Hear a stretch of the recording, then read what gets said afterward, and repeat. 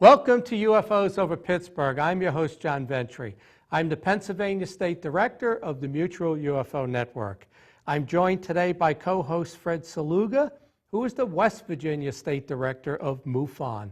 And today, we will be discussing deception.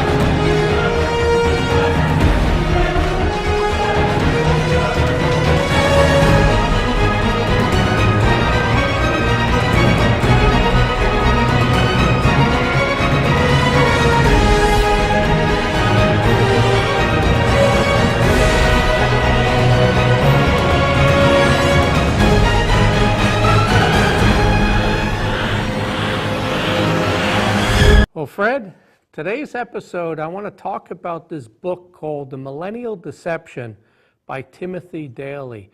And I want to tell you something interesting on this.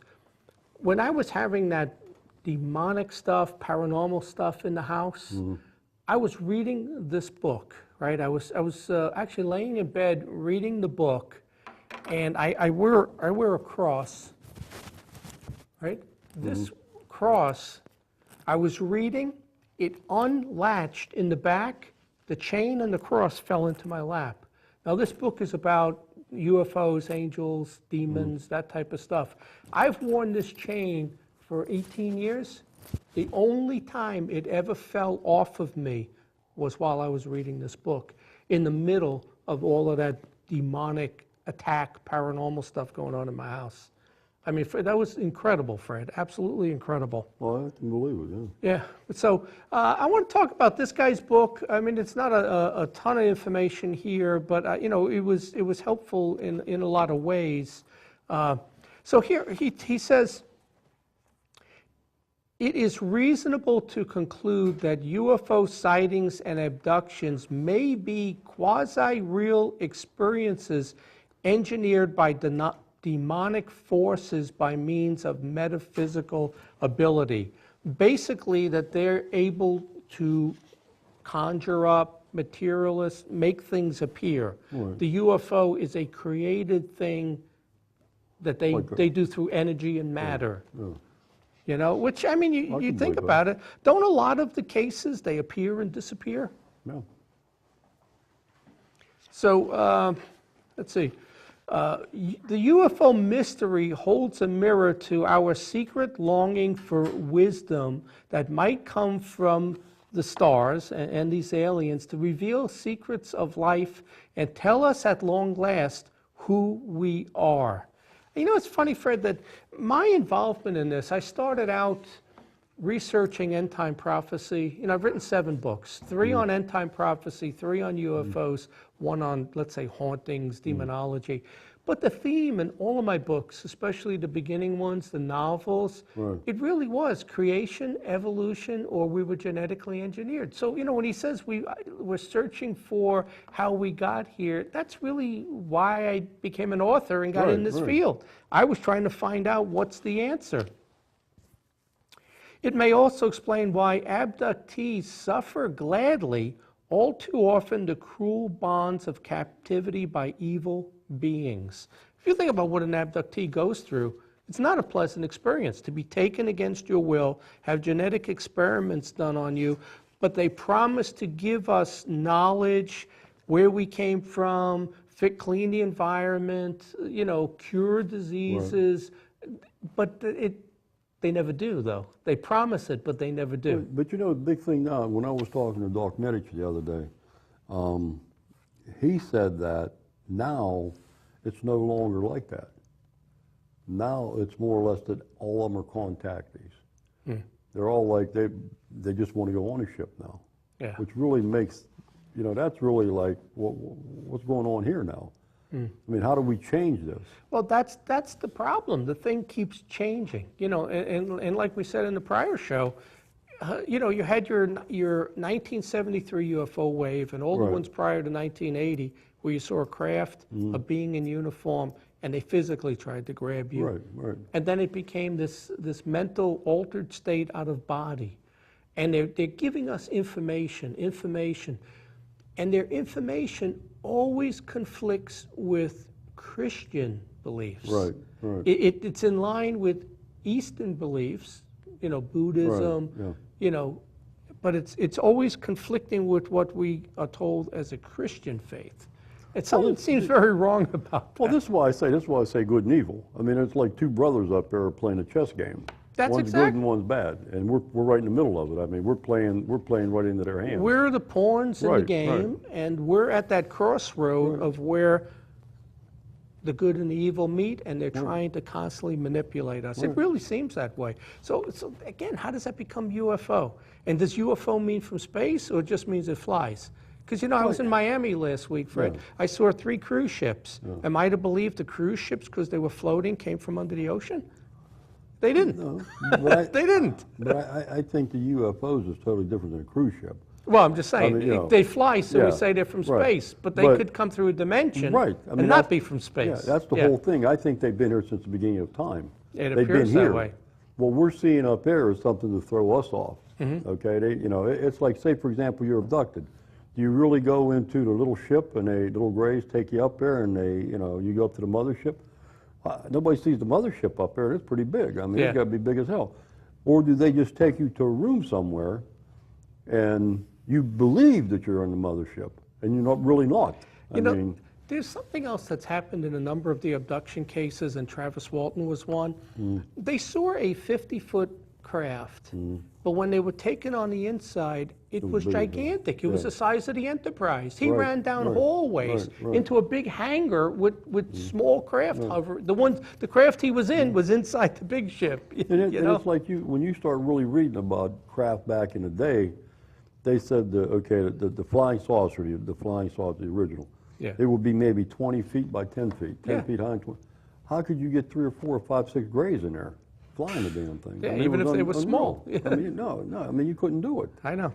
I mean, so, again, we're looking at something interdimensional. We look at I it think one so. way and it's actually something else. We see it the way they want us to see it. So he says here, paganism, Eastern religions are more accepting of UFOs and aliens. There does appear to be something in the air.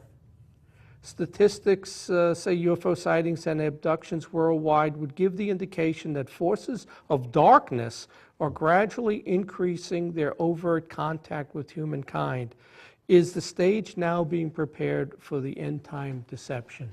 And this book is more along religion, aliens, demons, that type of stuff. But when you look at it, and you look at the world, Fred, you have Western civilizations, Europe, the United States, but you look at all of Asia and everything, that they have a different philosophy. This Right. is that Eastern belief, reincarnation, the New Age thinking, the metaphysical. It's really different than what Christians believe. But then you go a couple hundred miles to further, and they want to chop your head off. I mean, Well, yeah, whatever it you is. go I into the mean, Middle East and you better Yeah. believe what they believe. I mean, so it again, how do you have different people speaking a different language, being a different color, being this and that?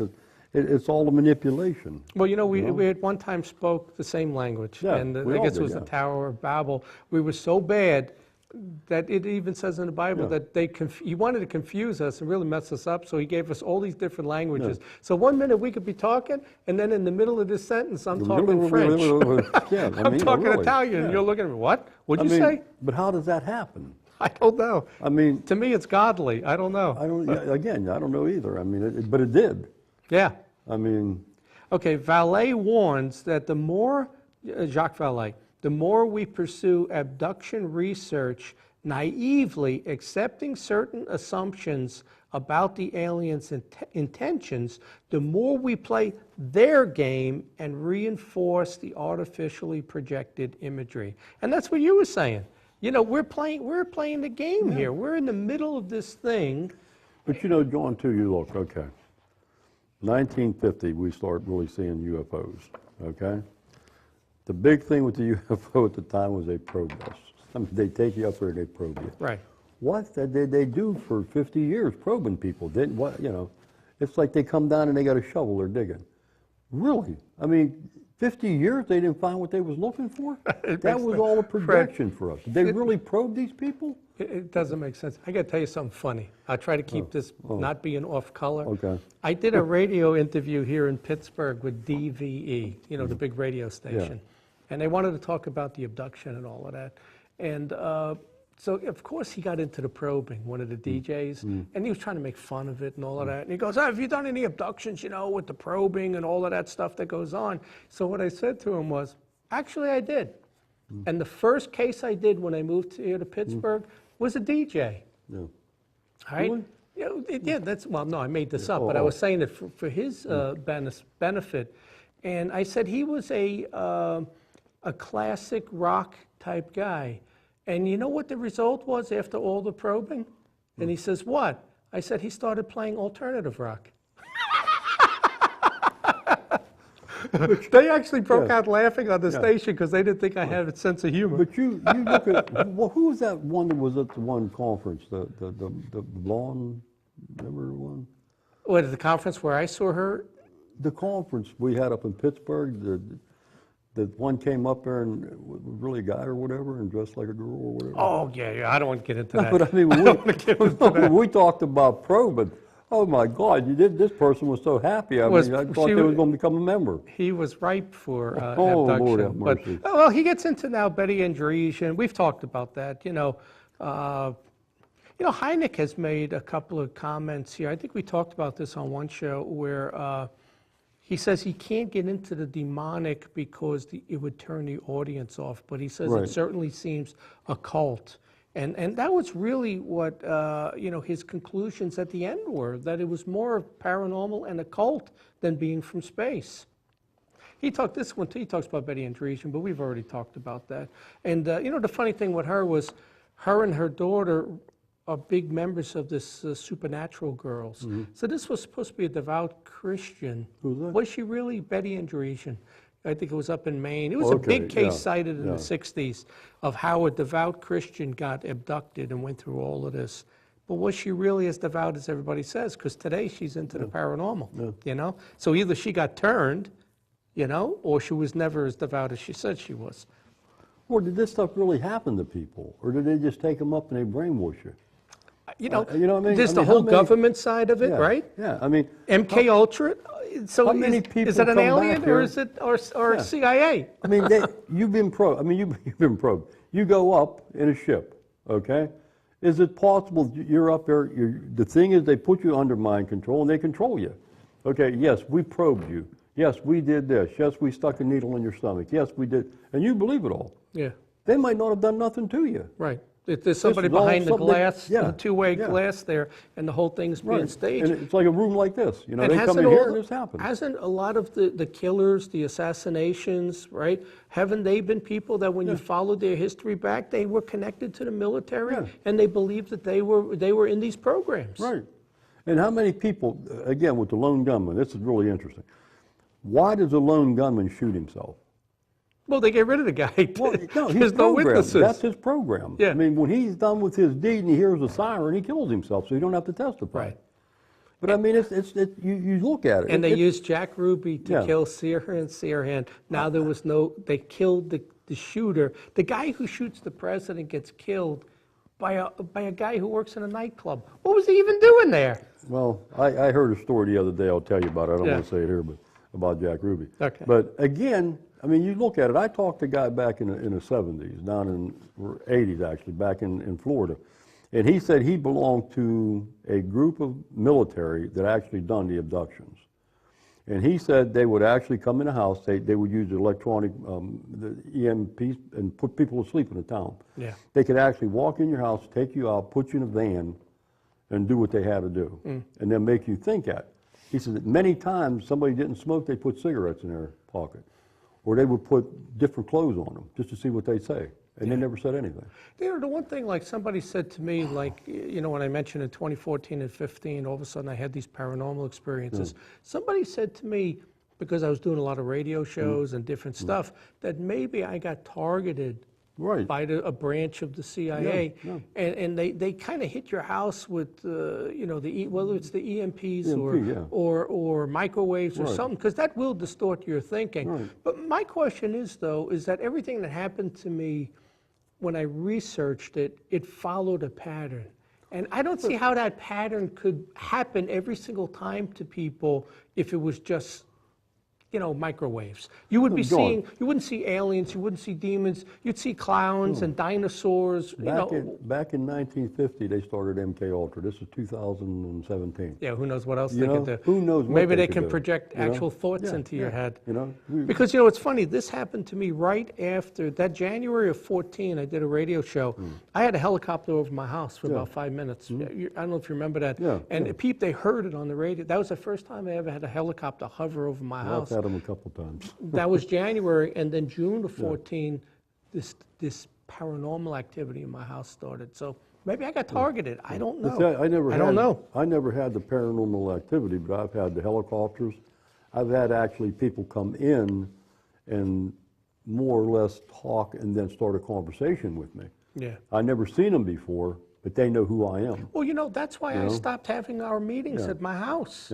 You know, I started to think about that, and even in the MUFON Field Investor, it says not to do the meetings in your home. Because we had some people, they'd come over, they'd join, and they were really walking around my house. I don't know if they were casing it or whatever, maybe planting something. And then they were like a member for a couple of months, and they disappeared and they quit. You know, I got a very funny feeling about a few of the people.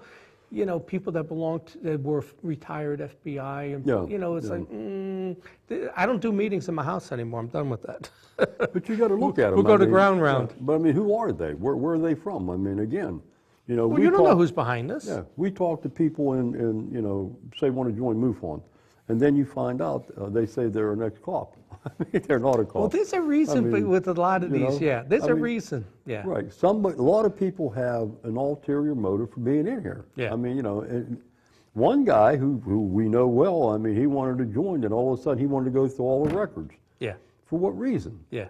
I mean, you know, no, you're not going through all the records. I think some are put in to find out what we know. What we do. What we do. I mean, you know. Yeah, I agree with that. So, but, you know, we don't have anything that they don't have. I mean, let's face it, they can monitor everything on my computer live. I don't have anything that they don't already know. Who are we talking to? What do we know there that they're not really finding out? I mean, maybe we got something that they don't know about. Well, they're always looking to make sure you don't. Right. All right, so here it says, and this is more of a religious viewpoint book, you know, it talks about, the scripture says that those who are living in rebellion against God can expect no defense in times of trouble. Unbelievers have, in God that is, have no spiritual protection or shield against the enemy when these things happen. And that's why in the last episode, you know, I mentioned Carla Turner, I mentioned that guy, the guy who wrote that book, David Barclay. They had paranormal, demonic activity, but never asked for help because they never believed. That's why they never asked. I asked for protection, and it ended. But many times when you have a UFO sighting or whatever, you start having poltergeist activity and all kind of other paranormal activity associated with it. Yeah. Well, this here is also something true. It says here, in discussing the backgrounds of UFO abductees, it quickly becomes clear that almost to a person, they have some background in New Age or occult beliefs. There are very few practicing faithful Christians or Jews that have been alien abductees. That's really true. I don't think they've really ever done a study on that, though. Maybe not as thorough, but when the big name abductees, when you research them and ask them questions, they weren't churchgoers. They really didn't believe. They may have, they may not, but they weren't devout, let's say. You know. But here's a point that you didn't know and I didn't know.